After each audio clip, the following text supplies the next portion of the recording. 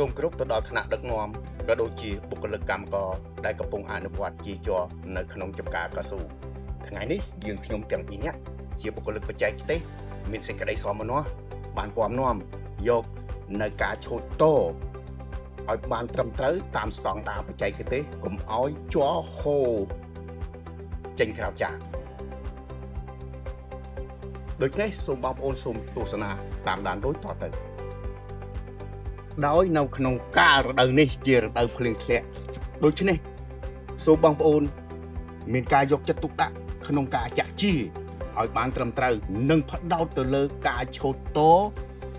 ដើម្បីកុំឲ្យបាត់ទិន្នផលជ័រដូច្នេះបងប្អូនក៏លេចមកមើលដើមជីរបស់យើងឃើញថាបងប្អូនមួយចំនួនមិនយកចិត្តទុកដាក់ក្នុងការឆូតតធ្វើឲ្យជ័រហូរបាច់សាច់មិនចូលស្លាបព្រាដូច្នេះធ្វើឲ្យបាត់ទិន្នផលជ័រដូច្នេះបងប្អូនបានឃើញជាក់ស្ដែងមកហើយយើងឃើញថាទឹកជ័រមិនហូរចូលចានមូលហេតុមកពីសាច់ថ្មីដុះនៅលើចង្អូរបង្ហូរជ័រហើយមិនបានឆូតតឲ្យបានត្រឹមត្រូវតាមស្តង់ដារបច្ចេកទេសធ្វើឲ្យបាត់ទិន្នផលជ័ររបស់យើងដូច្នេះសូមបងប្អូនតាមដាននៅការឆូតតរបស់ខ្ញុំដូចតទៅដើម្បីឆូតតឲ្យបានត្រឹមត្រូវតាមស្តង់ដារបច្ចេកទេសជាដំបូងយើងត្រូវទប់ពន្លាកឲ្យនឹងឆូតពីក្រោមឡើងលើរាងជាអក្សរ L ហើយថ្ពាល់ពន្លាកនៅខាងស្ដាំឲ្យមាន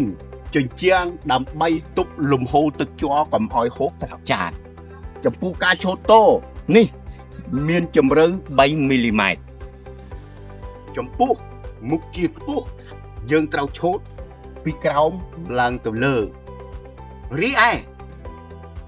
មុខជាទាបយើងមិនអាចឆូតពីក្រោមឡើងលើបានទេយើងត្រូវឆូតពីលើចុះក្រោមហើយមានទម្រង់ដូចគ្នាដដែលបទដ្ឋាននៃការឆូតឲ្យបានត្រឹមត្រូវតាមស្តង់ដារបច្ចេកទេសសូមលំអរកាយនិងគោរពជម្រាបលាតែប៉ុណ្ណេះ